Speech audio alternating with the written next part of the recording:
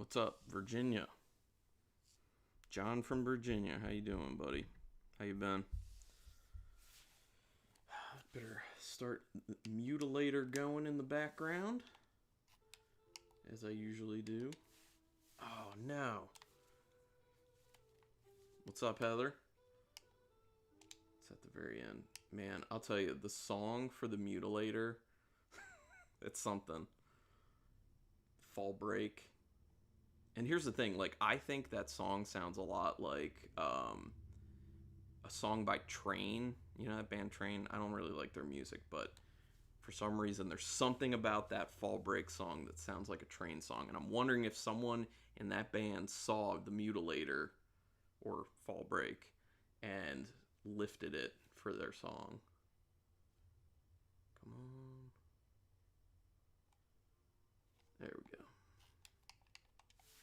All right. What's up, Kenny? 100 degrees in LA. Yeah, that's yuck. That sounds terrible. Here, let me move over a little bit so I'm kind of centered. It's weird to look at because what I see is the opposite. Can we discuss the music on Mutilator? Dude, the music, that Fall Break song for the Mutilator is just like, I feel like that's the icing on the cake, pretty much. Like, that is the icing on the cake of that film. It's so ridiculous. So yeah, I'm excited to talk about the Mutilator, excited to talk about Annihilation.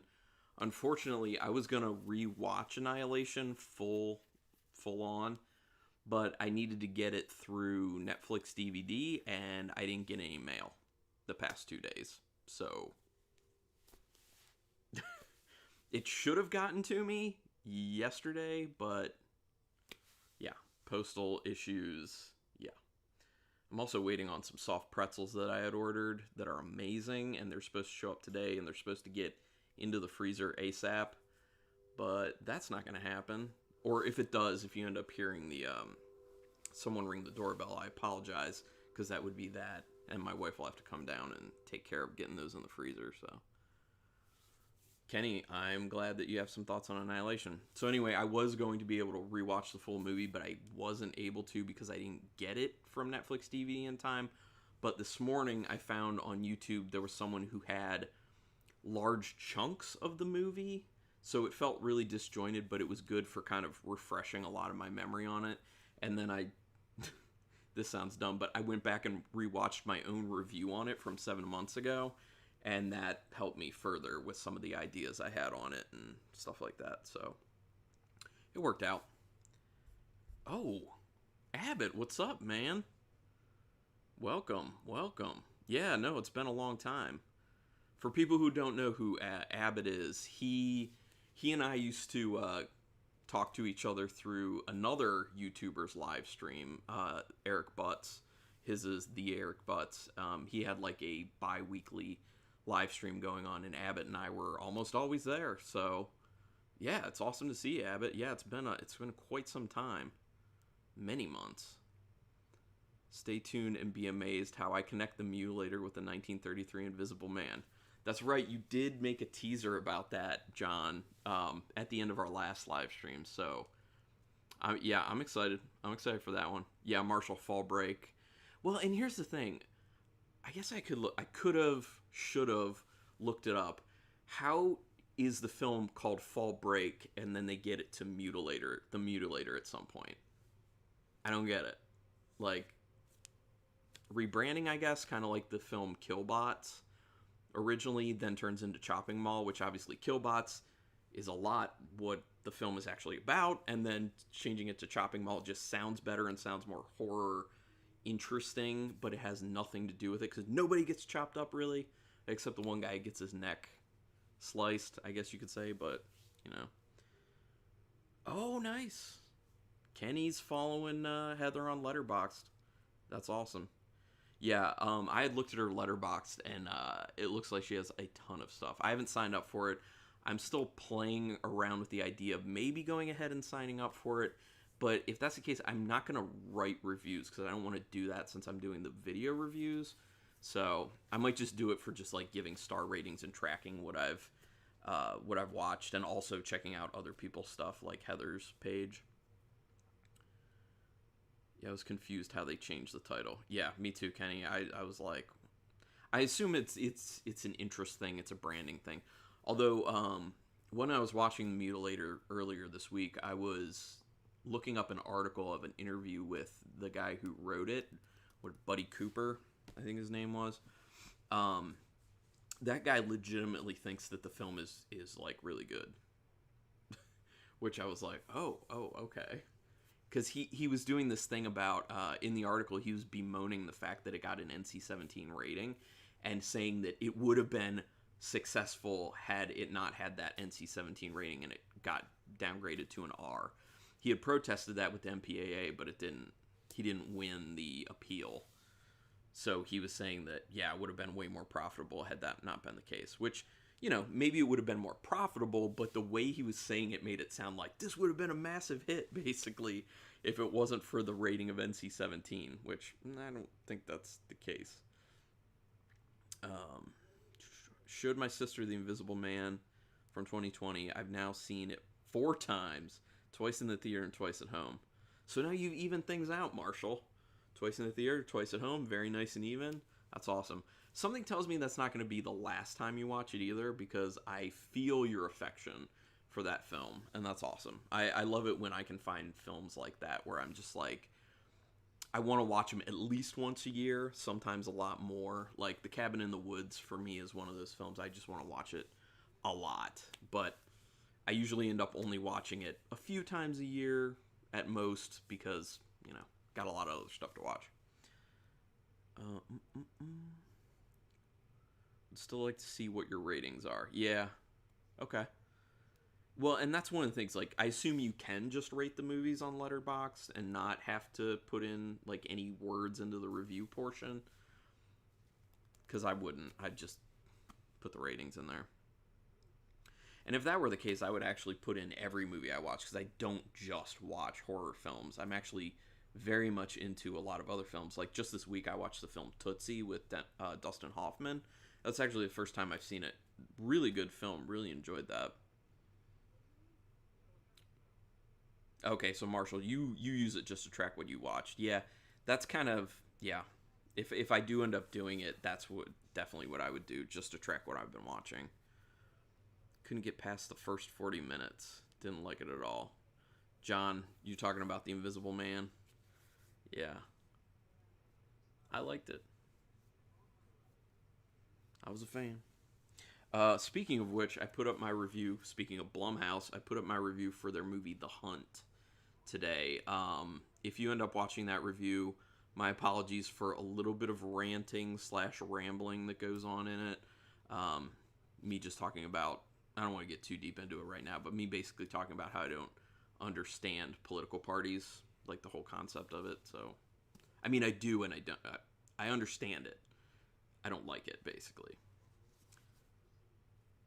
Whoa, Tootsie, I should check it out. Been a long time. Oh, so you've seen it before, Kenny. Yeah, it's really good. I mean, I like Dustin Hoffman a lot. And the fact that Bill Murray is in it, too.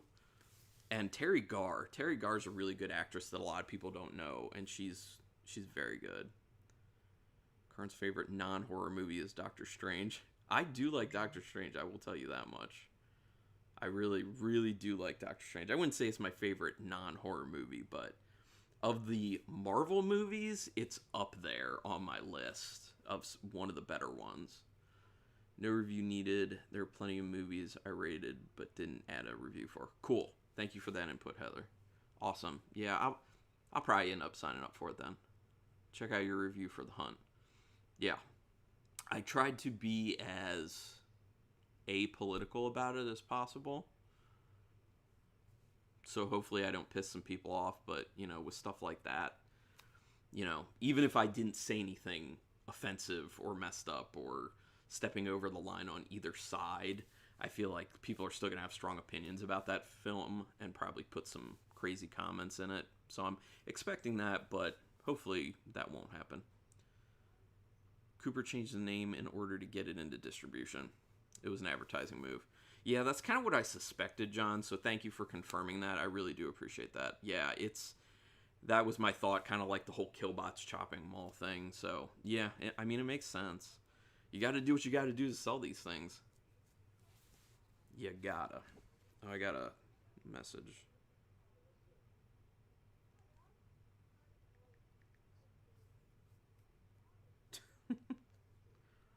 It's Uncle Pete.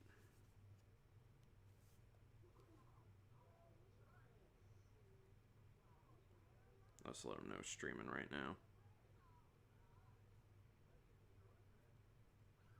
Let's say streaming right now. The crew's here. All right.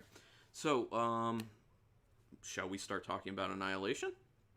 I would, once again, like I like to do now, I'm going to throw it to you guys first. Any initial things you want to say about Annihilation, like overall, like your feelings? I loved it. I hated it. I was in the middle on it.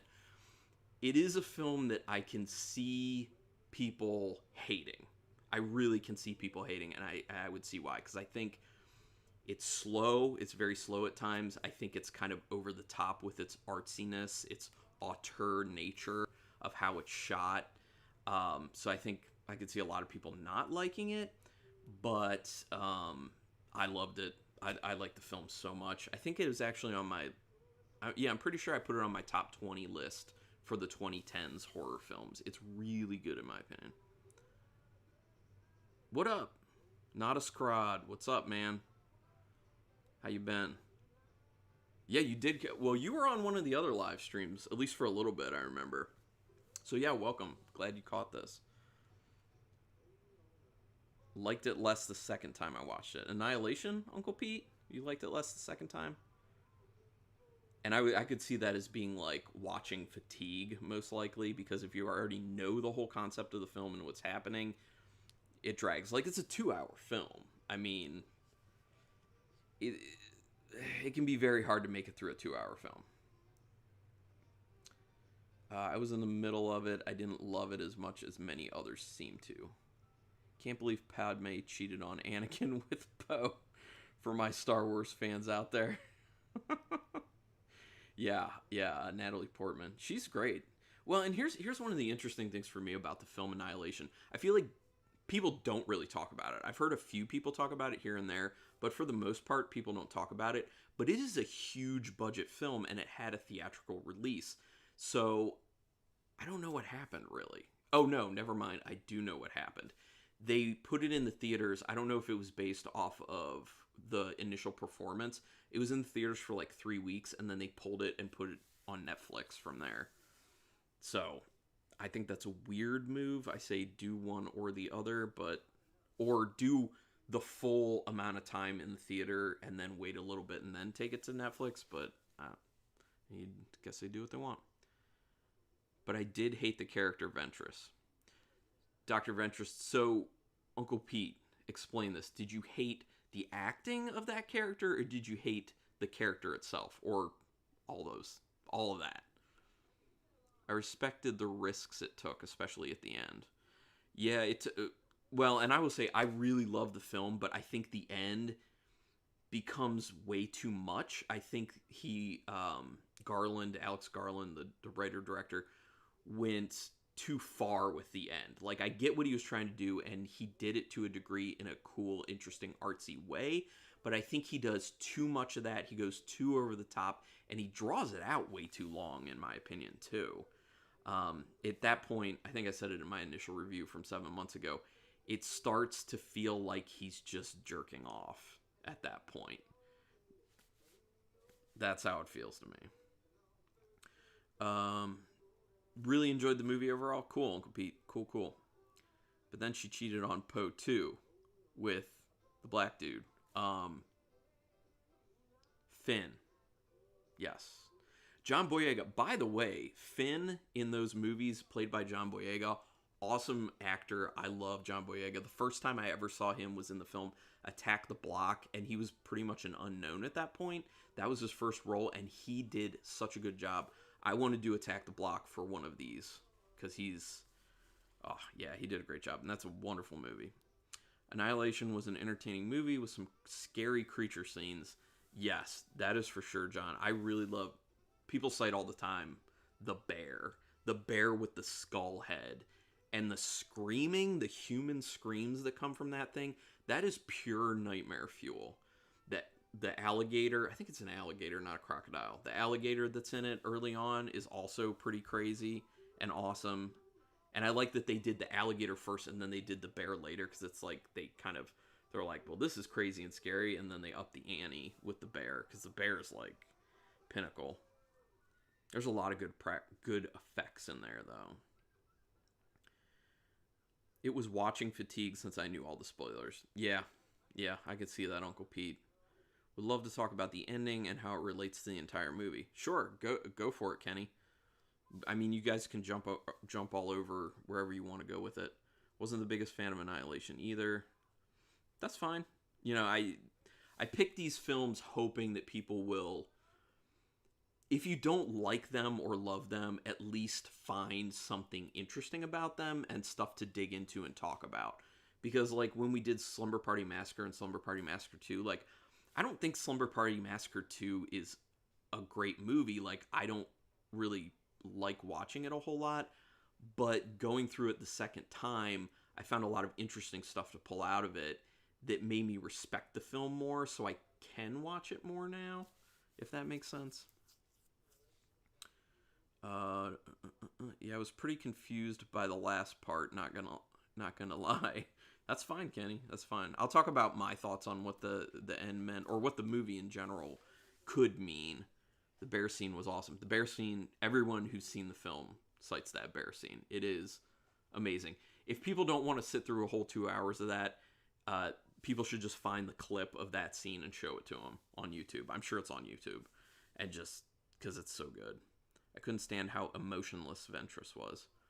I have a theory on why she was emotionless, because I think she intentionally wasn't taking sides, and it'll make more sense, my theory, when I talk about it in a minute. Natalie Portman looked like a badass with her assault rifle. That's true, Marshall. She did. Bunch of women kicking ass. I find that fun. So that's a cool aspect of the film. I like that it's this expedition party of all women in it. And I think there's a reason for that too. Not just to be a contrast to the all-male party. I think there's a real reason. And I'll talk about that in a little bit. I just want you guys to be able to get out some of your stuff first. I think it's because she had cancer and was just accepting her fate. Oh, Ventress? Yeah, you know, I could see that. They do make that comment about her. I think it was the guy Lomax at the end. He was basically saying she was never going to come back. She had cancer anyway. That I guess her whole idea of going through the expedition was she would lead this expedition, and then she was not planning to come back. She would just, like, off herself. Which in the end she didn't really have to. She did seem badass with the rifle. Yeah, that's right. Yes, indeed. Yeah, but the whole movie she was so deadpan in her delivery, it was frustrating. Yeah, I could see that, Uncle Pete. I could see that. Marshall, you're not wrong. Yeah. One line I loved in the movie was when Lena said, "The silence is louder than usual," to Lomax when they were in bed talking about his upcoming mission. Wow. Yeah, the silence is louder than usual. You know, and that is an interesting quote, because so much of our lives as people in the society that we live in is filled with sounds. You know, whether we're watching a show or we have music on or we're talking, or there's always some sort of sound going on. So when you do end up in those moments of actual pure silence, it's weird. And to a degree, it is deafening. And for someone like me, it's particularly weird because I have like some tinnitus sometimes. So it's like a ringing in your ears. And having like a movie on or having music on or whatever, it kind of covers that up, because there's louder things going into my ear. And then when I get pure silence, sometimes I can mainly just hear that tinnitus, which sometimes can make me kind of woozy, but it's not about that. Maybe too much info there. But yeah, wonderful quote. I did think Gina Rodriguez was too over the top. She kept saying the word. The F word. I didn't think it was necessary. I feel you on that, Marshall. I do think that one of the reasons I try not to use profanity and the beer podcasts I do, same thing. I try not to use profanity. It's fine when it has impact and when it means something, but for the most part, I don't like when profanity's used just as like filler, or just to be like, oh, this person's foul mouthed or they're badass or whatever. When it makes sense to use, when it actually adds the right emphasis or is appropriate for the context, I'm totally good with it then. But yeah, when it's just using it to use it, I don't like it. Haven't seen Annihilation, and the more I hear, think I want to watch it. You should definitely watch it, Nadas. Gonna bounce to avoid spoilage. Okay, but we're gonna talk about the Mutilator later, so I don't know if you want to pop on like 8-ish or so. It's up to you. Not Lomax, her husband. Yeah. What is his name in that? I forget. It's like it doesn't even matter what his name is, just her husband, because he's a character, but he's not really that much of a character in a way. But still love the response she gave when she asked him about the mission. Yeah, I agree. And how about the intestines moving around the man's stomach? Yes. That's one of the craziest, the first like super crazy scenes, because you don't know where that film footage is going at that point. And first of all, the shock of seeing them like cut into that dude, and then, well, because at that point, at least when I first watched it, I remember thinking that they had just lost it. Like, those people went crazy. They just lost it. They were murdering this dude, but thinking that they were seeing something. And then once it was removed and you see the intestines all moving, it's like, no, there's something else going on here. And this film is very Lovecraftian in that sense. You know, this fusion of, you know, flora and fauna, animal and vegetable. Well, animal and, what is the right word for it? Plant. Yeah, animal and plant is a really cool concept, and it's very like otherworldly, much like the shimmer there. So yeah, I love that. It's very Lovecraft in that sense. It's like stuff that humans can't really wrap their heads around or have a very hard time doing. Yeah, but the intestine scene's so good. And then after that, the scene where they find the dead body and like his body's like become kind of like a fungus and a plant at the same time and is like spread all over the wall. That was like crazy looking, but also like really pretty looking at the same time. The design of that's phenomenal. Yeah, the intestine scene, yeah, it was unsettling, Kenny. I agree. I wish Oscar Isaac got more screen time. He was the best part for me. He did a good job. I liked everyone in it, honestly, but yeah, it's just my opinion. So I did write down some kind of notes for myself. Okay, so a few things. I think the main crux of the film has, and this is just my theory, has to do with the change in the marriage between Lena and her husband, because that they keep revisiting that throughout the film, making a point of how their relationship was and showing these clips of how it ends up changing, and then in the end, which is in the beginning of the film as well, of him being unrecognizable to her. And even at the end she says that you're not Kane, that's his name. You're not Kane. Like literally, like that's not him. So I think the whole point of it is the idea of change in a relationship and change in a romantic relationship over time, where a person changes so much, or both the people change so much, that you can't even recognize them. They're not even the same person anymore. And I think that the expedition into the Shimmer is actually entirely a metaphor for the struggle, the intellectual and emotional struggle of Lena to decide, first of all, if she does believe that what's going on is going on with him having changed so much, reflecting on herself as a person, and also trying to figure out, what road do I travel going forward? You know, do I stay in this relationship and not say anything about it? Do I stay in the relationship and say something about it? Do I leave? Because you also see that when her husband wasn't around, that she had another relationship going on, and she kind of entertains it to a degree initially. And I do think that after the events of the film, that she probably would go and revisit that new relationship and go down that path. But I basically saw the expedition as each individual person representing a different path, a different thought pattern. And the reason that Dr. Ventress was so deadpan and emotionless and everything is because she was basically the facilitator to take the expedition through the Shimmer, Lena's mind. And Lena is obviously there to take in all the information. So she's basically observing the other four in the expedition, and they represent what I put down as the four modes that she could choose: denial, rebellion, withdrawal, and adaptation. And adaptation basically being changing herself, who she is, and leading a new life. And each of those characters, I felt like, exemplified one of those ideas that I just laid out. But I'd be interested to see if you guys think that that jives with it. I have some other notes tied into that, but I want to check out the chat real quick. One of the producers thought the movie might be too intelligent for the average moviegoer to grasp some of the film's weirder, more complicated elements. And I could see that, John. I mean, that totally does make sense. And you also have to look at the aspect of not everybody likes that type of horror film, too. And actually, a lot of the times, those films are not going to bring people to the theater to watch. And it becomes more of a cult film later on. I couldn't tell if the movie was supposed to be uplifting or to make you feel pessimistic about the nature of humanity. I personally think it was supposed to be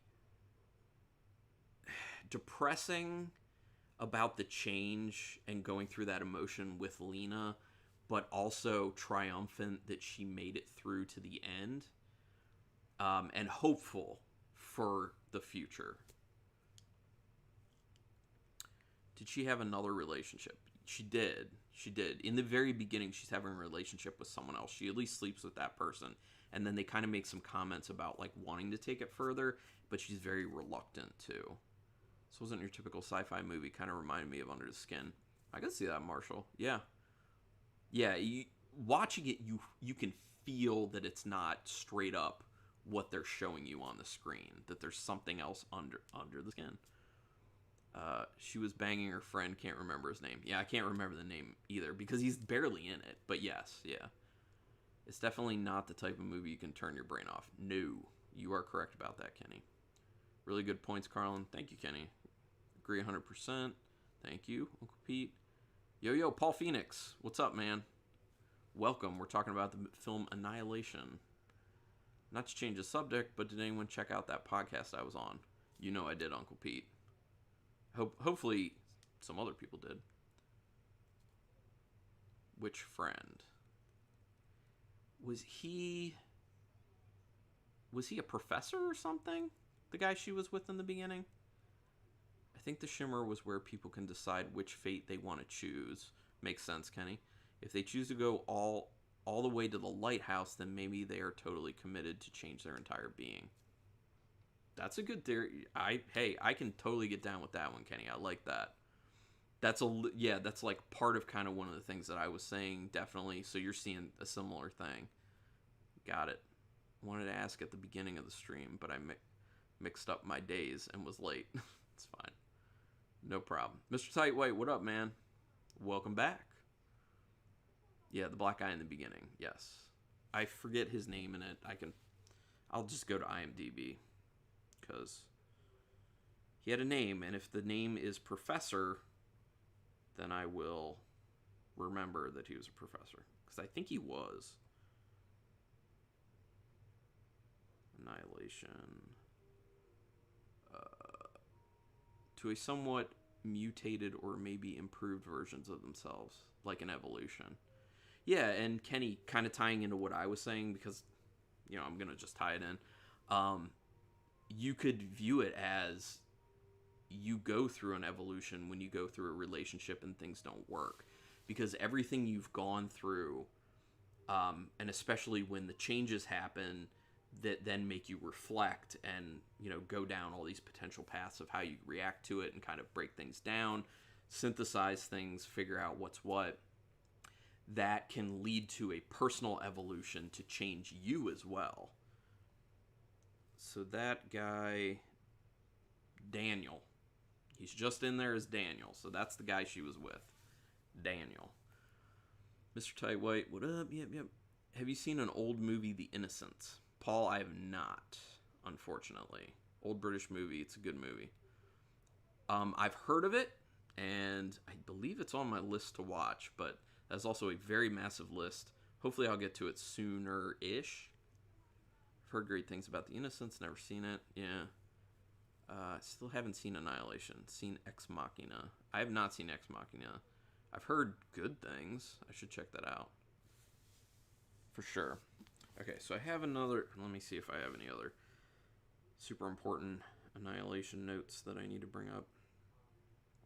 So I think to a degree, a lot of it, overarching simplification theme of Annihilation, I think, is about change. Life change specifically. More specifically, relationship life change.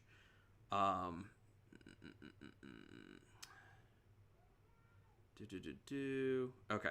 So this is what I wrote down about the end portion. I view the end as Lena's final decision actually being clear. Dr. Ventress ends up going away because she's no longer facilitating having the decision made. So her purpose is done. Lena then destroys her old self and burns the environment, signifying a full change in her life.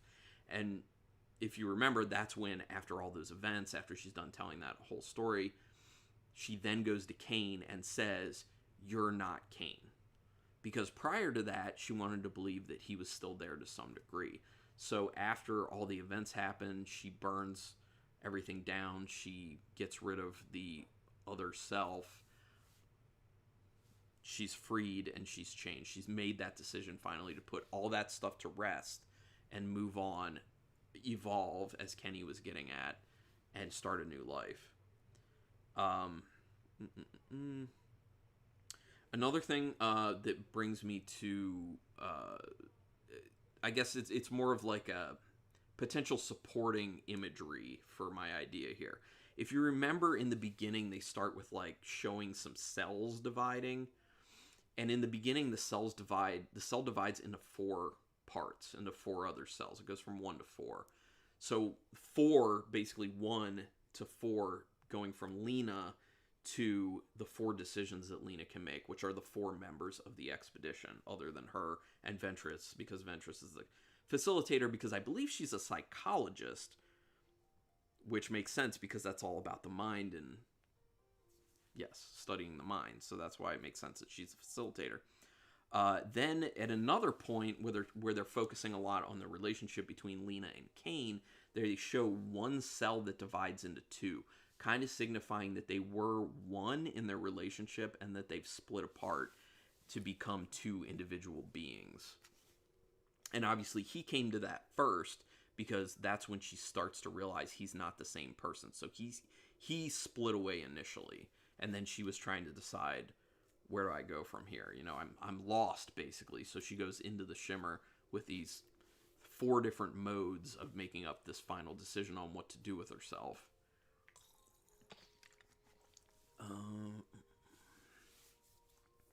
Ex Machina was terrific. Oh, cool, Kenny.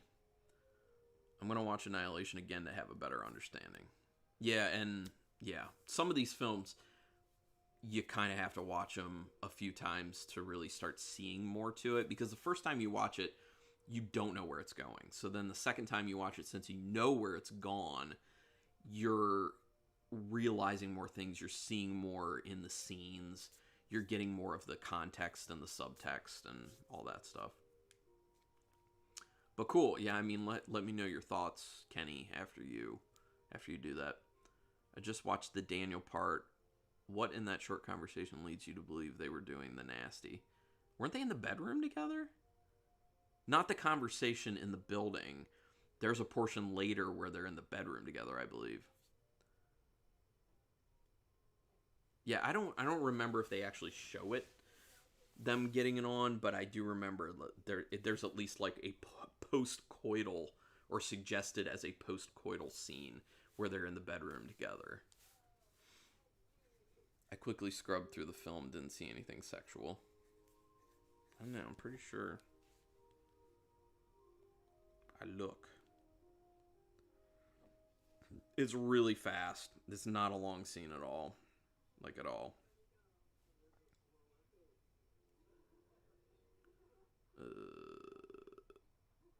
Oh, Paul, I appreciate that.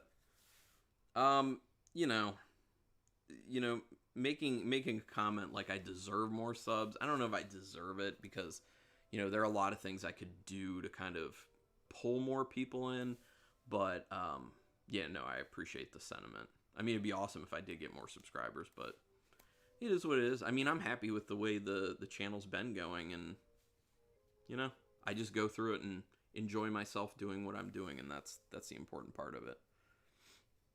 Yeah, I agree. It was taking the movie a little too literally, so I was a little confused by the end. So it's definitely not an easy viewing. I do appreciate the concept, though. It's not easy to pull off. Yeah. And, the theory that I've laid out there, maybe that's not what was intended intended by the writer-director of it. But, I mean, maybe it is, maybe it isn't. But that's one of the things I love about doing this with films is that, and some directors, writers and directors choose to leave it up to the audience. Like John Carpenter does that a lot, where people say, well, what's the meaning behind this or that, and he's like, well, I think it means different things to different people, and that's good. I like finding the significance for me in those films, and maybe that's what that person intended, but maybe it's not what they intended. And in the end, if it's not what they intended, but I got that out of it, that's still okay. And that's why it's so cool when you have films that, multiple people can look at and say, well, I see this in it. And then this person says they see something different. And this person says they see something else. And that stuff's fun. And then I love just hearing these other people's theories to see if I can see it like that as well. And that's, a big reason we're doing this. Because it's fun. Do you watch Grim Life Collective's videos? What is that? I've never even heard of that, Paul. Grim Life Collectives. I don't even know that. Explain. Sorry, I'm out of turn, most likely, but I failed to see Annihilation, although it's on my backlog. So many cool horror movies I'm weeding through right now. Hey, I hear you, Mr. Tightwhite. I hear you. And that's fine. I have an insane amount of movies in my list to get through, and eventually I'll get there. It's going to take a long time. They're streaming tonight Ginger Snaps Watch Party. Ooh. Dude, Ginger Snaps is awesome. I love Ginger Snaps. We should do that at some point for this. I found out the scene was 1 hour, 8 minutes into the film. Really? I thought, oh, okay. I thought it was in the beginning of the film. I must have been confused because chronologically it's in the beginning of the story, but they actually inserted it further on. Thank you for finding that, John. Appreciate that.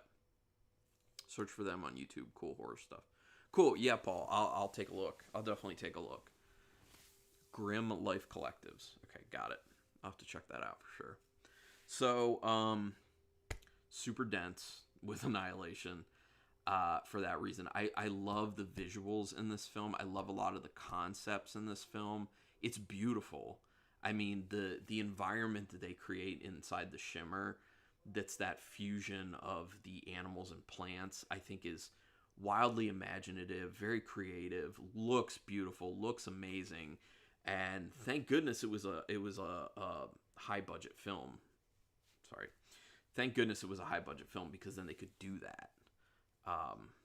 Yeah, although I'm sure they're not too happy with it having been a high budget film because it didn't make that much money. It did make its money back plus a little bit from what I found out, but not a whole lot because it was expensive. It was like 40 some mil or something. Yeah. It's been a while, but possibly my favorite brutal cringe kill was the killer opening up the girl with the hook, starting with her private area. What are you talking about? Which one? Not Annihilation. The visuals were amazing. Yes, definitely, Kenny. Martial, colorful movie. Yeah, that's another thing. Just the colors. They pop off the screen. It's very visually appealing. Director has style. I'll give him that. Yeah, definitely. Oh yeah, oh yes, of course. We're not on the Mutilator yet, but I have a feeling we're moving there very soon. So sit tight, Mr. Tightwhite. I actually have the Mutilator on in the background right now playing. Um, Very excited to talk about the Mutilator, but sit tight for a little bit. And then what else? I think there was something else I wanted to say about Annihilation. No, that's probably about it. Just conceptually, it's really cool. Oh, this is the other thing I wanted to say. So, the guy who wrote and directed it, it wasn't his original material. It's actually based off like a trilogy of books. And let me see if I can find it out. For anyone out there who's big into reading and reading horror stuff in particular, because I hear the books are really good. But Alex Garland, the guy who wrote and directed the film, apparently he kind of put his own twist on it and he changed the material. So I would be interested to find out what the original material is about. He apparently took a lot of liberties. Annihilation movie source material. Source. It's a 2014 novel of the same name. Jeff Vandermeer is the guy who wrote the initial book. I think it ended up being a trilogy though. But 2014 novel called Annihilation. So if anyone wants to check out the original story, which maybe it made more sense, I don't know, because I do know a lot of people watch this film. They're like, makes no sense. I can see that.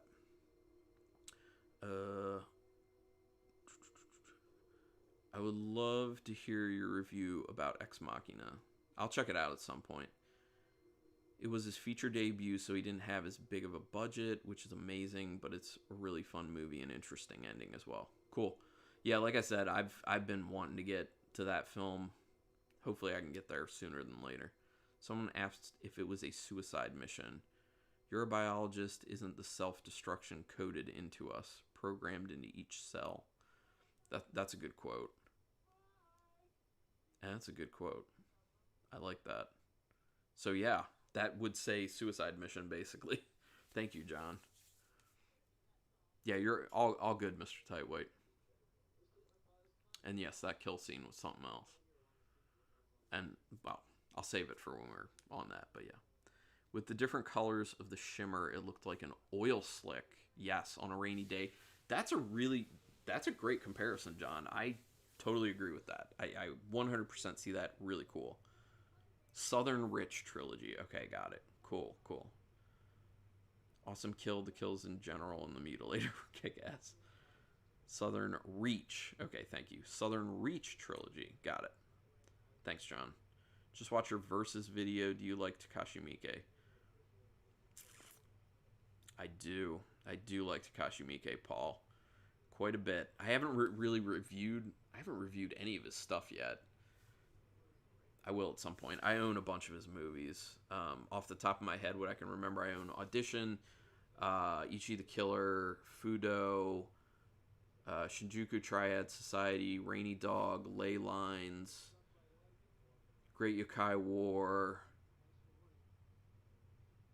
Deadly Outlaw Rekka, all three of the Dead or Alive films.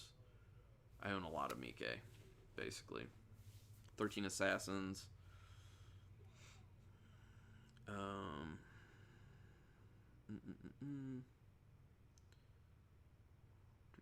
I agree. The kill scenes were great. I didn't care for the main character, though.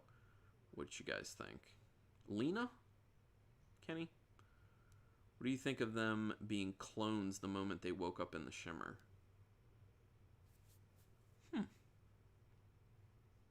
Yeah, I can see that angle of it, Heather, for sure. So then I guess Kane would also be a clone, but he actually made it out of the Shimmer? Carlin is going to love Ex Machina because it's an A24 movie. Oh, yeah, you got me. Although, Marshall, I watched 2 A24 films recently. I have reviews for both of them coming out other weekends. I don't remember when. Upcoming. A Ghost Story, which there are a lot of problems with that film, but I did like it overall. And It Comes at Night. Same thing. A lot of problems with that film. Both of those films, I was like, So, Ex Machina is terrific. Oscar Isaac was great in it. Oh, cool. Well, you guys are really talking up this Ex Machina. I'm really going to have to do that. Yeah, Kenny, I agree. Interesting theory that Heather has. Thank you for that, Heather. Ken Greenhall, what up, man? Do you know Possession with Isabel Adjani? I don't. Enlighten me, Ken. Poe is in that movie too. Cool. Does Oscar Isaac have more screen time? Yeah, I wonder. Because they're mutating the deeper they go, their cells and their behavior. That makes sense. No, that does make sense, Kenny, about that physical change, which that actually gets to the whole Lovecraft aspect of it. And then it would basically be like all the other creatures there. 13 Assassins was crazy. Yeah, really good too. Then fight was like an hour long. Hey, Mike goes big, Paul. He goes big. A lot more Oscar Isaac. Cool. Blade of the Immortal and Lesson of the Evil are great. I've heard a lot about Blade of the Immortal, Paul. I do need to check that out. I'm behind on a bunch of Mike that I need to see, to be honest. Is that a movie on Netflix? Mike makes amazing movies. Yeah. But for the most part. He has some real stinkers, though. Love me some Oscar Isaac. Not sure. You're telling me about Ghost Story, so I'd watch that one. Ghost... Like I was telling Uncle Pete, the movie A Ghost Story by A24, it's basically 30 to 45 minute movie stretched to an hour and a half.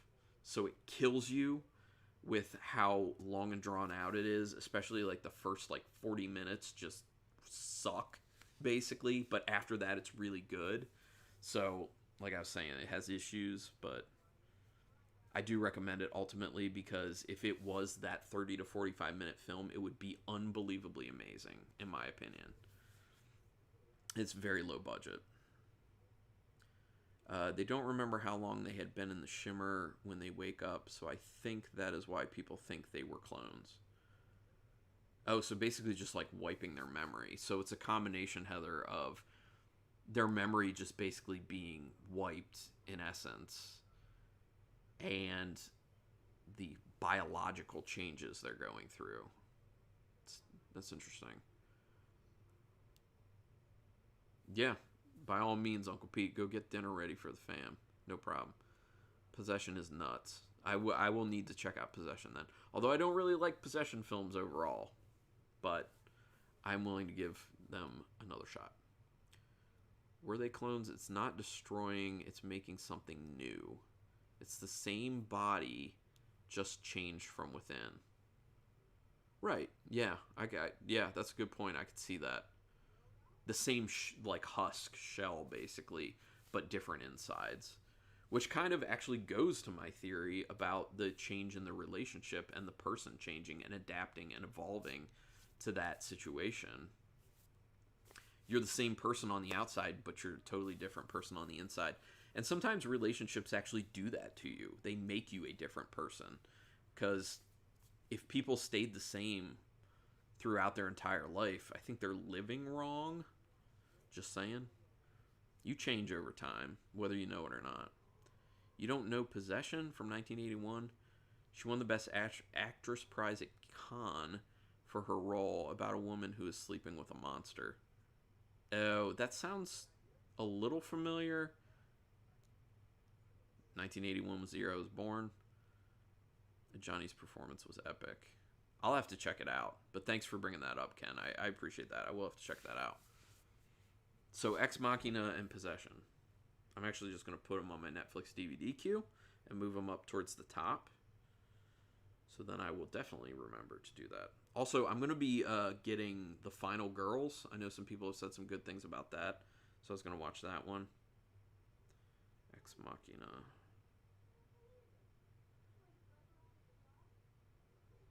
Alright, Ex Machina. Let's move it up. And Possession. If they have it. 1983? Possession? Yes, Isabella Johnny. Okay. Got it. Oh no, they don't have it. So it's saved in my queue because they don't actually have it. I'll have to try and find it somewhere else. But thank you. Really unsettling movie. I'm down to give that a shot. Subway Scene is for the ages. Oh, it's not a possession film. Interesting. Okay. You would think it is when it says possession, but that's cool. I dig that. I looked it up and one from 2012 came up. Just wanted to make sure I was looking at the right one. Yeah, no, 1983. At least that's what Netflix DVD service says. The alien changed the cells much like cancer can manipulate cells. Ooh, that's a cool connection, John. About the shimmer changing the cells like cancer does. That's interesting. Yeah. So there's yet another very good tie-in. Yeah. This comment from a video about the movie made sense to me, at least. Basically, the shimmer keeps cloning them over and over, and each clone, like a photocopy, is less and less like the original, adding influences from the environment inside the shimmer. Okay. That's crazy. That's cool. I like that. Yeah, I mean that very well could be what's at play. It would certainly make sense. You got to check out Possession. Johnny's amazing. I will do it, Ken. I will do it if I can. I'm gonna have to find it. Yeah, Marshall. I guess you would consider me young. Yeah, born in '81. No, old. I'm sorry. You said 19 years before you. Yes, I was seeing after for some reason. Yeah. So you're young to me.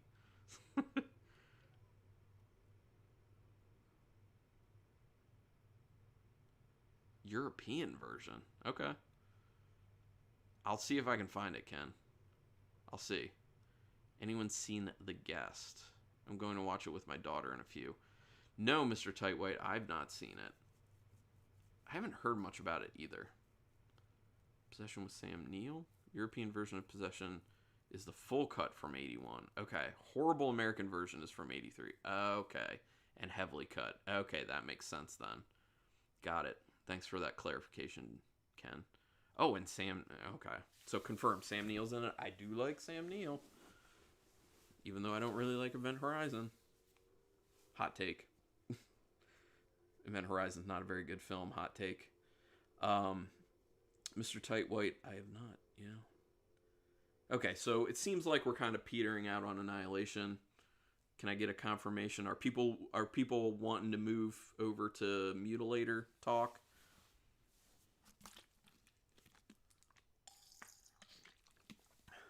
Paul, love Event Horizon. Never seen Event Horizon, Kenny. You should check it out. You should definitely check it out. Visually, I think Event Horizon is really good, and I actually think their CGI kind of holds up, surprisingly. The Guest is highly recommended. Okay. Let me know how that is, Mr. Tightwhite, because if you say it's good, I'll check that out. Down to talk about Mutilator. Series coming soon. Oh, yeah, I know. The Event Horizon series, I definitely check that out, because if they can fix some of the issues that I have with it, that'd be great. Mainly more backstory. That would be great. Definitely a different type of movie. Less thinking to it. Excuse me. Paul W.S. Anderson, best movie. Well, and here's the thing. It's possible that Event Horizon was unbelievable, but we haven't gotten the director's cut. And from what I heard, there was a lot of problems with the studio sticking their hands in that film and really messing it up. So Event Horizon could actually be, like, unbelievably amazing. I need the director's cut, though, to make that determination. Thank you, Mr. Tightwhite. That and Mortal Kombat. Hey, look, Mortal Kombat's fun, Paul. That film's fun. Say what you will about it. I think it's time for a fall break. Music starts playing. Yes. I love that song. Crazy film, possession, not really horror per se, just really, really surreal. The creature was created by the same special effects guy who created the alien monster in Aliens. Oh, cool. Nice, nice. Yeah, you get me pretty excited for this possession film. Now if I can find it. Gotta find it. Okay, so John is giving Annihilation 4 screaming bears out of 5. And on that, could you imagine if you had 4 of those screaming bears coming at you? I mean, 1's enough, but 4? That's the stuff of nightmares. What about the thrillers? Do you like them? Yeah, I love thrillers, Ken. Love thrillers. Back when I missed. Not us. We're gonna move on to talking about the Mutilator now. So very good timing. Fall break music theme. Oh man, thrillers are a cousin of horror. Yeah, I agree with that, Heather. Heather agreed. That's why I love thriller movies as well. 100%. Possession was on the Video Nasty list film in Germany. That's not a surprise, John. I think there's so many films. Like, I feel like so many films I end up finding out about now, people are always just like, yeah, it was on the Video Nasties list. That's like, okay. At this point, I just expect it. I think we're going to talk about Mutilator soon. Yeah, we're going to start Mutilator. Possession is not for mainstream. There's some disturbing parts. Anyone see Single White Female? I've not seen Single White Female, Ken. I've heard about it. I know about it. I'll eventually check it out. Mr. Tightwhite, watch Mausoleum for a recommendation, and it's cool. Yeah, it is cool. Dragged a little. Yeah. Not sure if I finished, but I liked a lot of it. My favorite part is the Black Housekeeper scenes. Elsie, I believe was her name. Yeah, she was hilarious. She did a really good job. My favorite thriller is Prisoners with Jake Gyllenhaal and Hugh Jackman. Oof. That's a rough film. It's good. I mean, like, rough is in, like, the content. Like, it's kind of soul-crushing, that film. It's good. Prisoners was good, yeah. So, okay. So, let's start to talk about the Mutilator, a.k.a. Fall Break. You guys say what you want about it first. I will just say that I think it's a fun film. I think it's one of those films that's so awful that it's awesome. I love how bad this film is. The acting is just trash, but it's fun. None of the characters react the way that normal people would in those actual situations. And the fact that peripheral vision doesn't seem to actually be a thing in this film, I think is funny. Because how many times did the killer just walk past people and they definitely would have seen movement, actually seen all of him, or at least his movement, out of their peripheral vision. It's absurd. But anyway, I want to hear what you guys have to say about the Mutilator. Not really horror. Anyone remember a weird film, Poison Ivy, with Drew Barrymore? I remember hearing about Poison Ivy, Ken. Never watched it. When they bust out the Fall Break music, it made me think we were watching a sitcom. It totally feels like that, Kenny. It totally feels like that. Acting was trashy for sure. Yup. One of my favorite things with the the script writing is bad too. So the dialogue is so bad, and you pair that up with the bad acting, and it's just like an amazing combo.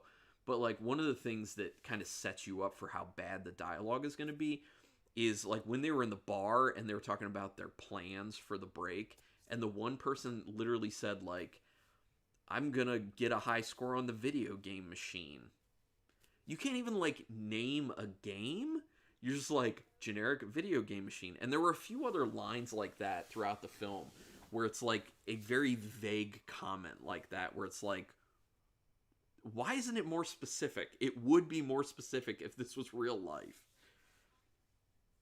But yeah, The Mutilator was first screened in Newport News, Virginia, beginning October 5th, 1984, which is about 30 miles from where you live. Oh, dude, John, you should go and visit the scene of where it first premiered. You should do that and be like, I've been to where Mutilator premiered. That'd be pretty cool. When the kid shot his mom and goes up and says, Mommy, I felt bad because I wanted to laugh. No, Marshall, do not feel bad about wanting to laugh at that. And you should laugh at that because the acting is terrible and that's absurd. I mean, I started laughing when he goes in and puts that sign on the gun case saying, "Happy birthday, all cleaned by me." I was like, oh my gosh. And then he's cleaning the gun, and then he starts looking down the barrel, and I'm like, let's see where this goes. But then the reactions to it, like, the kid doesn't really react all that realistically to shooting his mom. The dad, when he comes home, doesn't either. And I think it's crazy the fact that he then, like, props her dead body up and then pours beer in her mouth. It's like, what is happening? Who writes this? Buddy Cooper. That's who. What did you think of the premise? The premise is dumb, in my opinion, Kenny. It's just that an alcoholic father basically decides to off his son and friends. It's like a dumb premise. It's filmed in North Carolina. Was it filmed in North Carolina? I'm not sure. Interested to hear you guys' takes in the beginning. Yes, filmed in North Carolina. Okay. Thanks for confirming, John. You're the guy to go to for these things. Generic video game comment. Yeah, that struck me. Like, every time I watch this movie, that strikes me. Atlantic Beach, North Carolina. I like the movie, but not that much. Okay, got it. Yeah, but look, if you feel like you just have a bunch of free time, John, and you make it there, just saying, let us know. Take some pictures. The kills are awesome, and the acting and dialogue are a shit show for sure, Mr. Tightwhite. What else can I say? It's 80s amazingness. Yeah.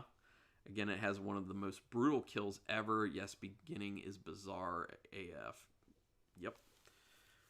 Pretty good job summing that up, Mr. Tightwhite. For sure. When the dad gave the dead mom a shot of whiskey, if only it was tequila, because that's my lady. Thank you for working that in. I mean, I expect that at some point I'll hear that from you, Marshall, so thank you. I was looking for it. Pouring alcohol to the dead wife was strange indeed. Yes, Kenny. Mother was a stand-in from the costume and wardrobe department. You know, was everyone in this film a stand-in? Because it feels like it. But that's fine with me. That's how we get this gem. LOL, pouring alcohol to the dead wife. Oh, I already read. Yes, great kills. Interesting. Spent 2 nights on the Texas Chainsaw Massacre gas station. That's right. That's right. Won't be the same. I can imagine that, John.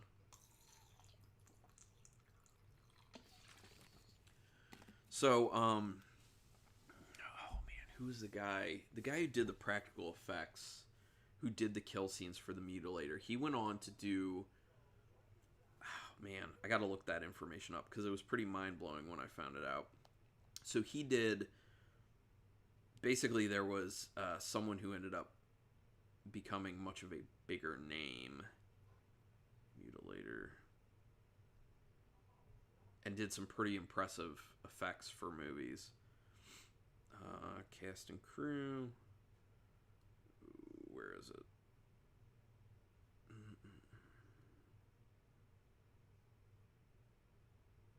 Mark Shostrom. That's who it was. He did the effects for it. Yeah, Mark Shostrom, who's done... Oh, Evil Dead 2. Okay, so I'll pick out some of the highlights from Shostrom's career. Videodrome. Amazing. We should watch Videodrome for this at some point. I love Videodrome. Nightmare on Elm Street. Come on. Nightmare on Elm Street 2. From Beyond, Nightmare on Elm Street 3, Witchboard, Evil Dead 2, Prince of Darkness, Poltergeist 3, Phantasm 2, one of my favorites, Dick Tracy, Phantasm 3, Men in Black, which I actually like, Devil's Advocate. He's done some work with the X-Files. Love the X-Files. Buffy the Vampire Slayer, Toolbox Murders, Puppet Master versus Demonic Toys. That's a good one. Return of the Living Dead Necropolis. Hood of Horror. Okay, yep, those are the bigger ones. Oh, felt like a TV sitcom. Oh yeah, yeah. At least in the beginning, until you start really getting going. Oh, and one of the things, because I'm being reminded of it by seeing the part that it's at right now, him like putting the bodies up like trophies in that like under the house area. Love that aspect of the film. That's actually a good concept for the film. That portion, that idea. I hope when I'm dead, someone's still feeding me alcohol. Yes, Mr. Tightwhite.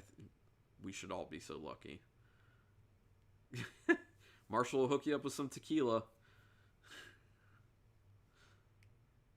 instead of rip pour out on pavement. Got it. Videodrome is nuts. Yeah, I love Videodrome. Love Cronenberg. Yep. So good. Yeah, that's a hell of a resume, Kenny. Definitely. Pour out a little liquor. Love the theme song. Yeah, love it. It's so good. So I was wondering, did you guys think it looked weird during the pool scene?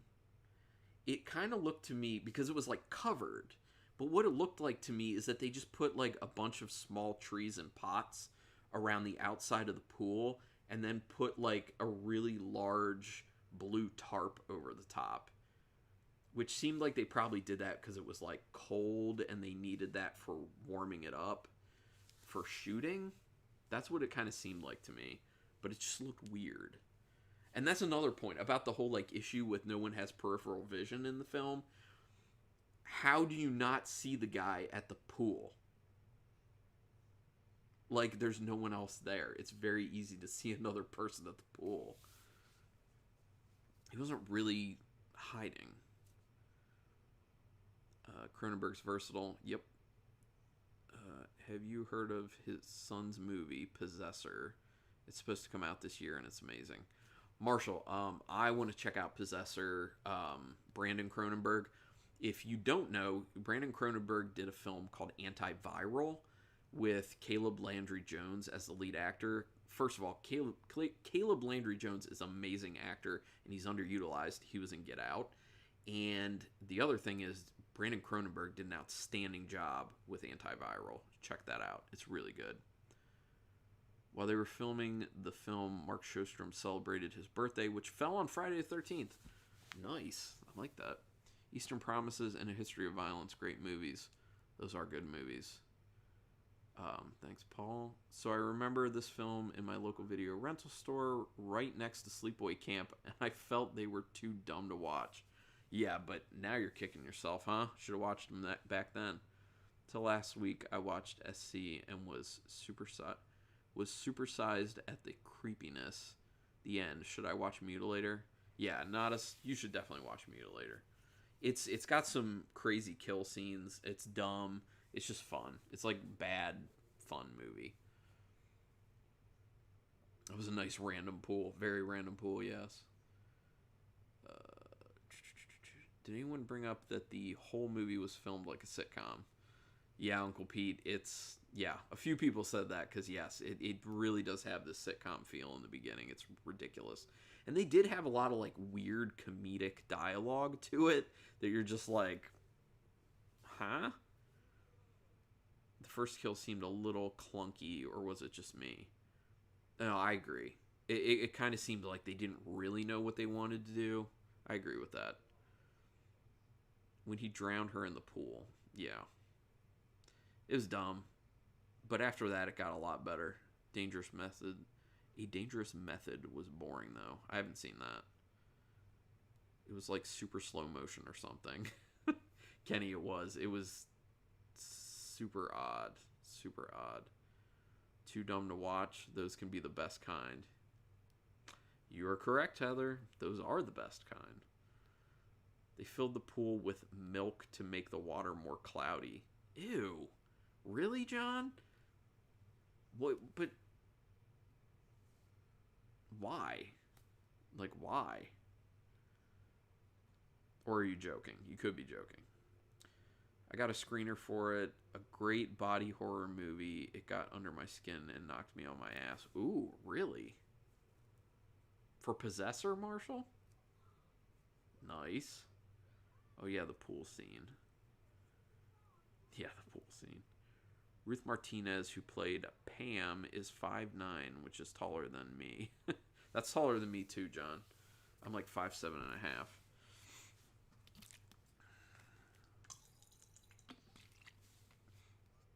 How did the boyfriend not notice his girlfriend disappearing and the killer getting out of the water? He also took his clothes.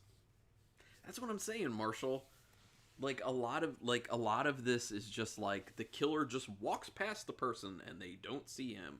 One of the most egregious, in my opinion, is at the very end when the guy and the girl are in the car and had just fought him, and then he gets back up and literally walks in front of the car slowly, and they don't see him. They would have seen him because you see movement, even if you're not looking directly at him. This film is ridiculous. Supersized. LOL, I meant surprised. Yeah, I got you. Nah, this is fine. The next kill after the pool scene was nutty. Was the killer using a motorboat? Seemed like it. Has something to do with filming in pools. They put milk in it to make the water opaque. Huh. I didn't know about that. That's interesting, Uncle Pete. Yes, for Possessor, Carl, in the film was riveting. That makes me happy, Marshall, because I liked Antiviral so much. It makes me very glad that Possessor is also good. I had seen the trailer for that, and I was very happy with how it was looking, so I was very hopeful. So, looking forward to it. I hope Shudder gets it. That'd be fun. Do we find the cast mostly likable or mostly dislikable? I can't remember, but an important question. Mr. Tightwhite, I felt myself very whatever about the cast, just because they're just dumb. Like, it didn't seem like they were very well developed. It's just like, here's random college kids. There wasn't a whole lot of real development or backstory on any of them, except the main character, because of shooting his mom, which isn't a whole lot of backstory, but it's backstory. I love the kill of the cop. A machete to the face, and then he gets decapitated with an axe. Yeah, Marshall, it's good. I like the very end where the killer gets chopped in half by the car ramming into him, and then that camera shot on the ground of like his arm and the axe. Like, the perspective of that camera shot is so cool looking. For as dumb and terrible as the movie is, that last shot is very cool and inspired. I was very caught off guard when that happened at the end of the film. I was like, whoa, that actually looks really good.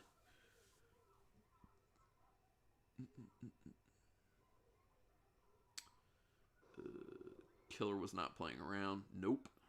That's right, Kenny. He was like Jason the way he killed people. Yeah. But he's some dude's just alcoholic father. Which is the thing about it. Like, he's not... What he does is riveting in this and gruesome and brutal and good for a movie like this, but he doesn't have a good persona. You know, he's not a good villain. He's just alcoholic dude. But that's why I like it. That's what makes it absurd and stupid. But if you're going to put a movie like that out to try and be financially viable, that's not the movie you want to make. That's not the concept and premise you want to go with. And that's why it's now like this crappy cult classic, because it was a bad idea. But we get the benefit of that decades later. Yeah, I was kind of surprised the main character had no real reaction that the dad was the killer. Well, and that goes back to what I'm saying, that like no character in this film at all reacts to what's going on realistically at any point.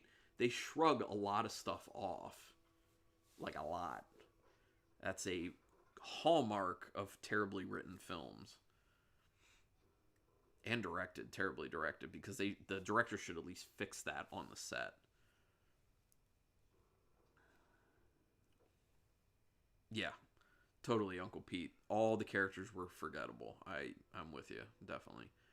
Frances Raines played Linda, is the niece of actor Claude Rains, aka Dr. Jack Griffith, from the 1933 The Invisible Man. Technically, Claude was her step uncle. There's the connection. Oh, that's cool.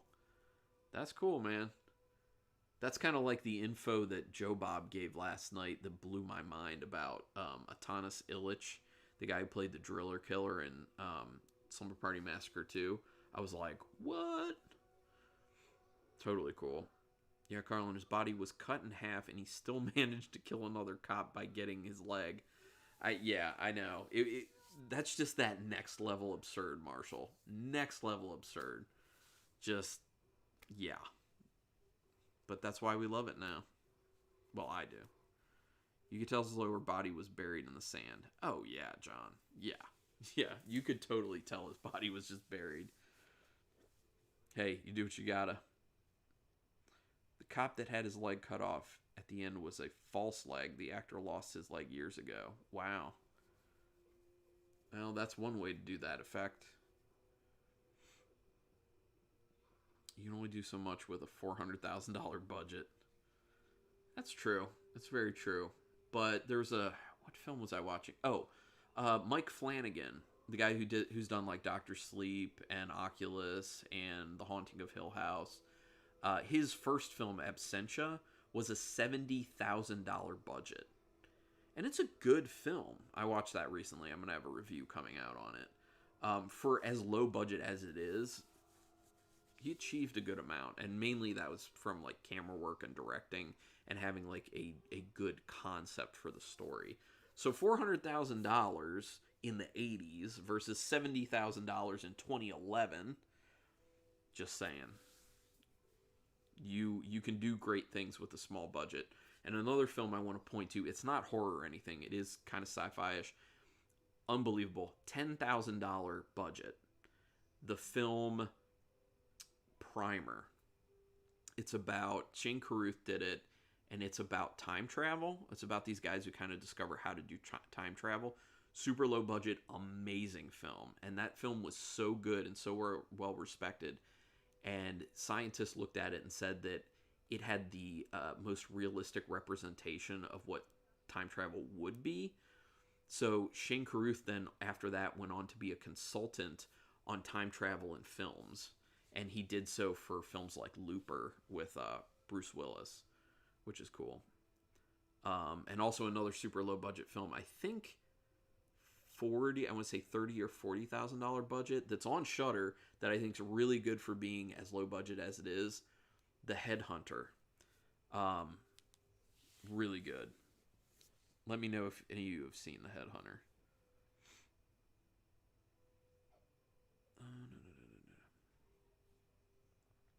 The MPAA originally wanted to assign the film an X rating. Yeah.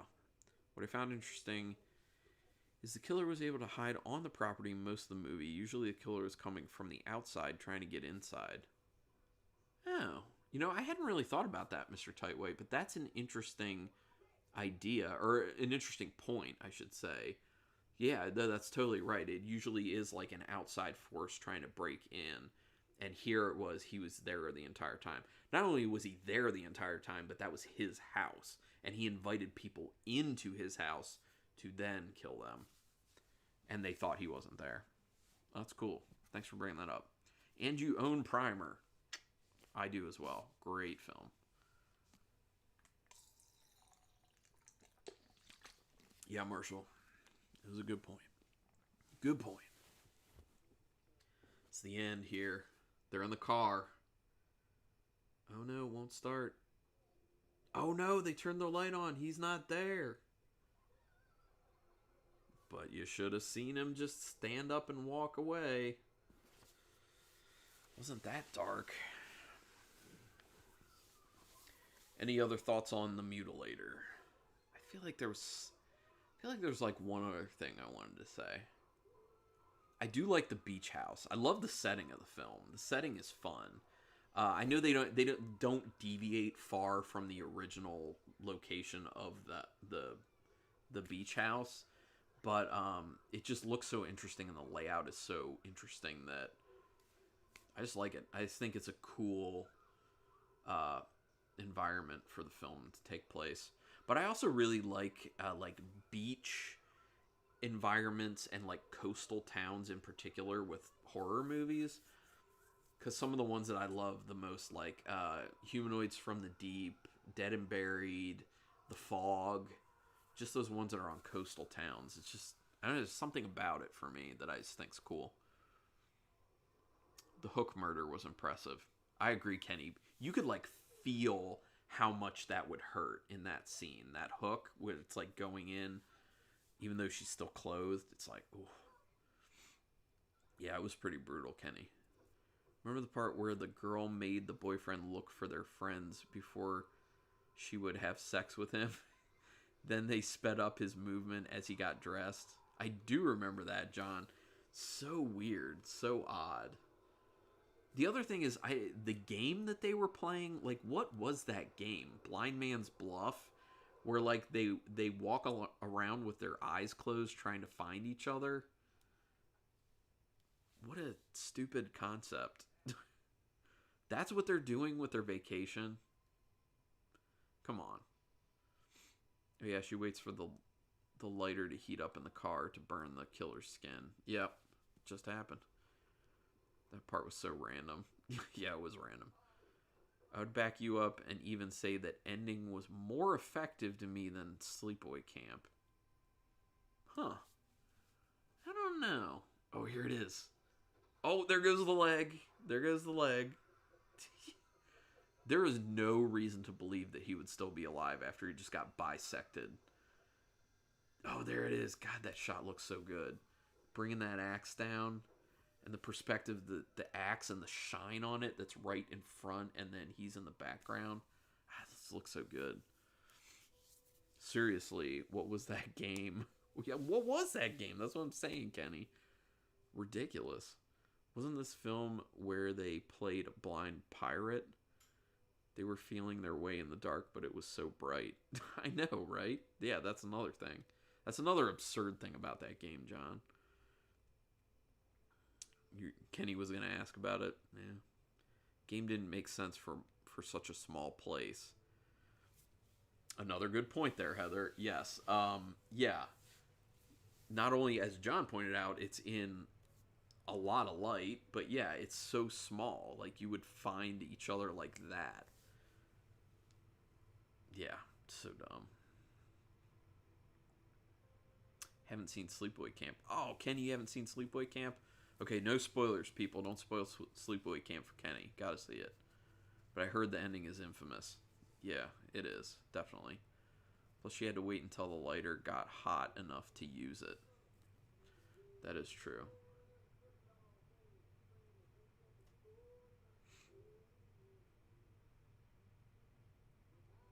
So, Buddy Cooper cast his kid.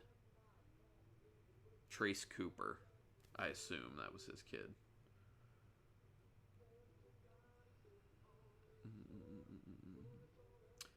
Yes, true, but it's funny because you wouldn't wait for it to heat up in that tense moment. Bad writing. That's what I'm saying, Marshall. The butler did it, Kenny. The butler. Nice. Nice. I like that misdirection there, Heather. Yeah, I need to see Sleepaway Camp too. Oh, Marshall, you haven't seen it either? Well, you're young, so I can't fault you. I finally saw Sleepaway Camp for the first time in my life, like, I don't know, within the last 5 years or so, and I'm 39, so if you see it soon, you'll be ahead of me, life comparison wise. I love the hook kill where he laid her on the table and put the hook into her body. Yeah.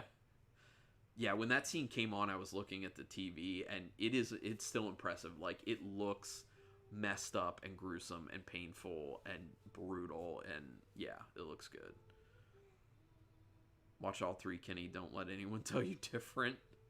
Okay, I'll weigh in on that. So, The first Sleepaway Camp, lots of fun. The second Sleepaway Camp, still a good amount of fun. Not as good as the first one, but still a good amount of fun. The third one sucks, but I think it's worth watching once if you watch the first two, just to see it. You took my joke, Heather. I was about to say the same thing.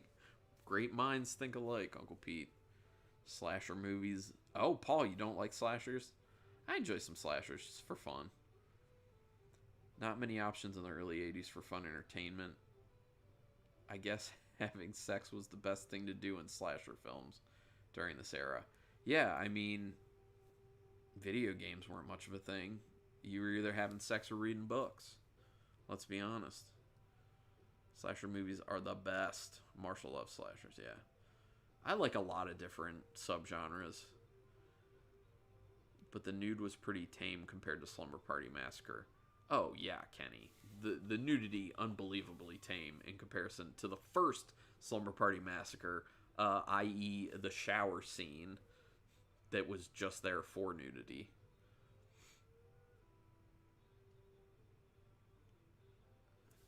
Yeah, Paul, what's your favorite subgenre? Be interested to know. Nodis recommends Sleepaway Camp.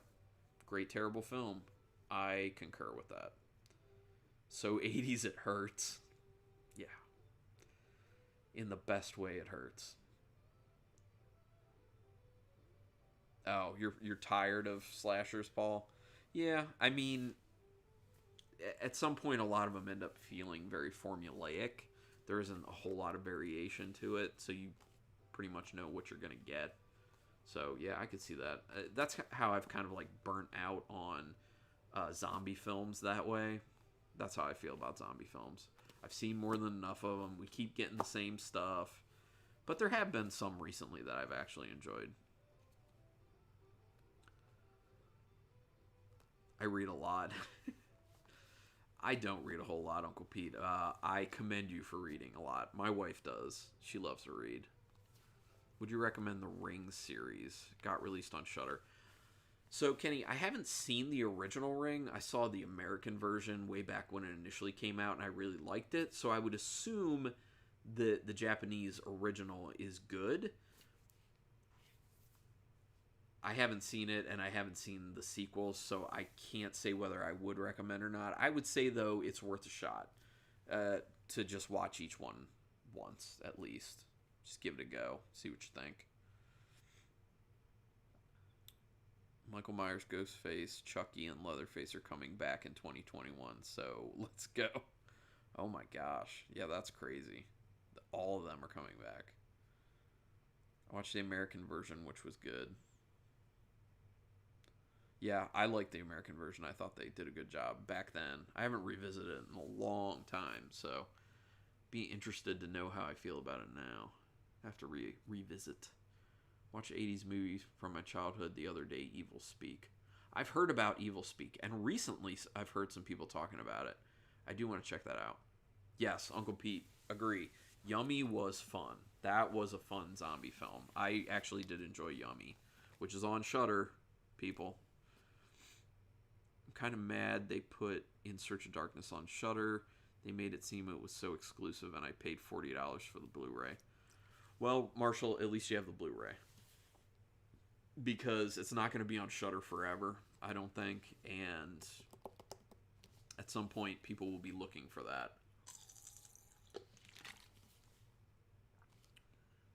The American remake, yeah. Clint Howard. I love Clint Howard. It's awesome. But yeah. Oh, if people have interest in what reviews will be coming out for my channel, I've been trying to do as many as I can recently to try and get a little bit ahead. I already said Absentia, the Mike Flanagan film. Random Acts of Violence, that's done by, written and directed by Jay Baruchel. He's usually doing comedy stuff, but that one is coming to Shudder this coming Thursday, so my review, no spoiler review, is going up on Monday. So look for that. That movie, A Ghost Story, that I was telling you about, The Hunt just went up. It comes at or It Comes at Night, another A24 film I was telling you. That one's going up. Maniac Cop, Maniac Cop 2 and Maniac Cop 3 are going to be going up. And then the film Patrick, which if you haven't seen the film Patrick on Shudder, watch Patrick. Should we make that a movie for our next one? It's interesting. It's about a guy in a coma who has telekinesis. Hidden gem film. I really like Summer of '84. The soundtrack was great. Yes, Paul. Summer '84, very good, very underrated. Not enough people are talking about it. Yep, Uncle Pete feels it. Has anyone seen The Babadook? I might see that at my local theater. Yes, Marshall, Babadook's good. I definitely recommend The Babadook. That would actually potentially be a good one at some point for the live stream, because there is a good amount of stuff to kind of pick apart about that film. I've only watched it once, but I remember that there's some deeper stuff. You can watch Possession on Amazon UK, just use a VPN. Okay, yeah. I've thought the Surfshark ads that have been in YouTube videos recently has interested me for that reason, John. Babadook, yep. Excellent recommendations. Thanks, Kenny. First Maniac Cop was a good action horror movie. The other two, though, there's still a lot to break down with those films, with the Maniac Cop films. I actually found the most to pull out of the third one. I enjoyed them all for what they were. Overall, I dig the trilogy of films. I was about to watch Patrick. It's on my list on Shudder. Uncle Pete, it's a fun time. It's an interesting film. It is fun. You'll enjoy it. Babadook, Aussie movie. Another good Aussie movie. Yep. The Loved Ones. Oh, yeah, Paul. Yeah. I enjoy The Loved Ones. That is a good one. That is definitely good. Someone's shooting off fireworks. Loved Ones is good. Yep. Babadook was good, but the kid in it made me want to strangle him. Yeah. I could see that.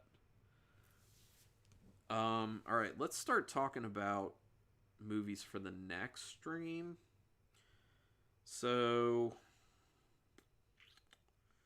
we have a lot of potential ones. Let me go through and just pull a few out, and then if anything strikes people, put it in the chat.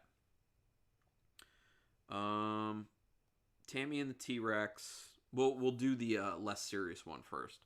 Tammy and the T-Rex. The Suckling.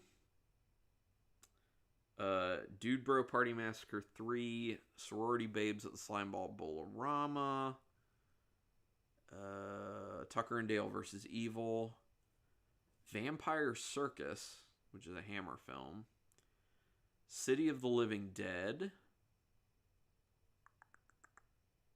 That's what I'll throw out for the less serious one. If any of those hit you the right way, let me know, and we can make a decision. And then I guess I can also read some of the more serious ones for you guys, because I added a few to the list. If we can find a way for enough people to watch The Suckling, we can definitely do that. You can also watch Possession on a few shady websites. Just have something like Norton working in the background. Yeah, not gonna go there. I won't do that. Risky. I love films with plot twists. Always a sucker for those.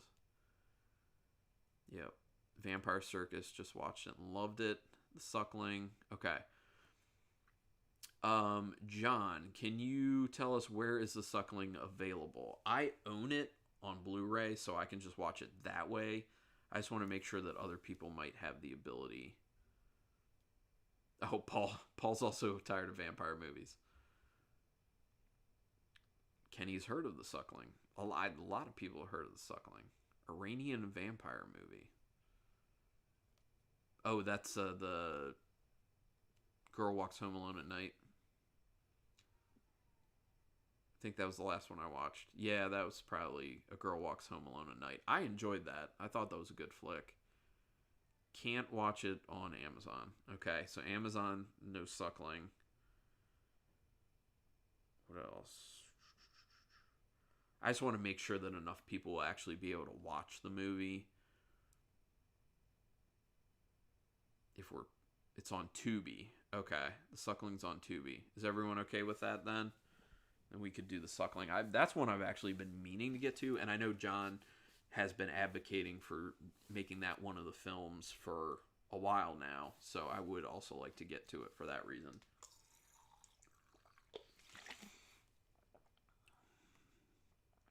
Also, Under a Shadow is a good Iranian movie. Under the Shadow. I'll have to check that one out, Paul. Both surprised you. Okay, cool. Cool. All right, so unless anyone's protesting, the suckling.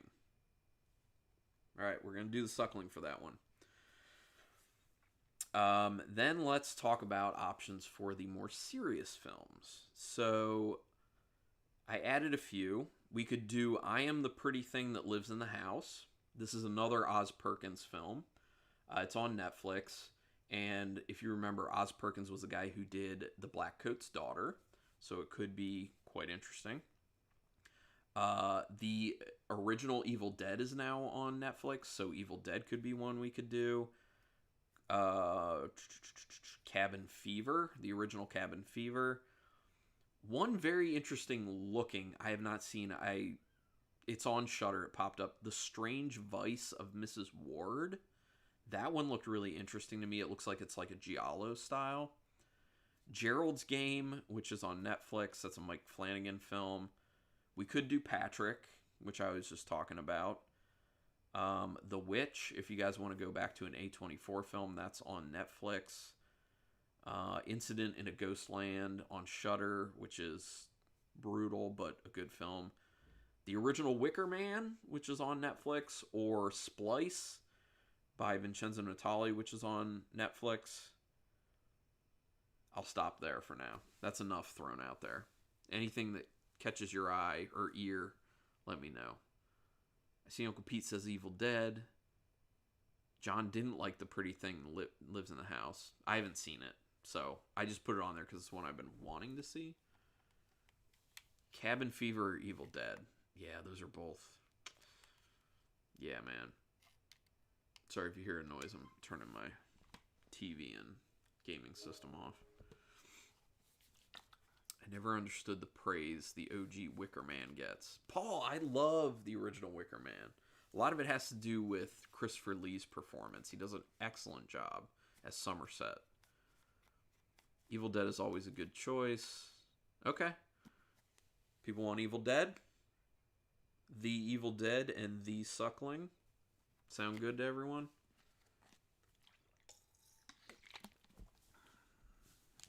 And like I said, Evil Dead's on Netflix, so pretty easily accessible. It's probably on some other stuff too. But, alright, so let me cross the Mutilators off the list because it's done. Annihilation's off the list because it's done. We will be doing The Evil Dead, I believe. And where's the Suckling? Cool.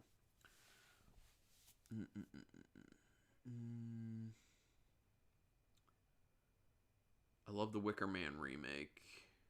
I haven't seen it. I need to, though, because of the whole bees part with Nicolas Cage. It's great in everything. Yeah, he is great in everything. Christopher Lee. The Wicker Man with what's his name is great, too. Nicolas Cage. Nicolas Cage. Sounds good. Evil Dead, yay. The Suckling, yay. Yep, that's what we're doing then. The Evil Dead and The Suckling. Need to watch the whole series. Anyone ever been in those Burning Man events? Ooh, no. I have not. Doesn't seem interesting at all to me. The Evil Dead, The Suckling, and the Evil Dead remake. I do need to revisit the Evil Dead remake. I didn't like it as much as everyone else did when I originally saw it, but I think that's probably a lot because I just prefer the original Evil Dead. Inspired by Wicker Man. Wicker Man remake was a comedy. That's what I hear, basically. Evil Dead 2 could be a fun one, too. Let's just do Evil Dead, the first Evil Dead, and then maybe the live stream after next, we could even just go ahead and do Evil Dead 2. If we decide to. When I was in England, I went to Alton Towers. They have a Wicker Man roller coaster there. Huh. Didn't know that existed, Paul. Interesting. I liked it in Evil Dead OG as my favorite horror movie. Oh, cool. Well, then perfect. Then come to the next live stream, Paul. So, let me give everyone the date. That will be the 29th. Saturday, August 29th, 7 p.m. Eastern Standard Time. The Evil Dead and the Suckling. Be there or be square. Okay, cool. So, with that, I'm going to end up signing off. Getting tired at the moment. And good conversation as usual, you guys. Really appreciate you guys always showing up to these things. It's always fun. I'm excited to watch Evil Dead again. It's been a while. It's been a lot of years. Actually, I think the last time I saw the Evil Dead had to be about maybe 20 years ago, to be honest. Yeah. So, wow. This will be cool. And seeing the Suckling for the first time will be fun. Because I've heard lots of things. Lots of things. Bruce Campbell's commentary track on the first Evil Dead's great. I can imagine. Great discussion. Yep. Everyone, awesome times. Good night. Stay safe. Yep. Thank you, everyone. Awesome. And remember, keep it brutal.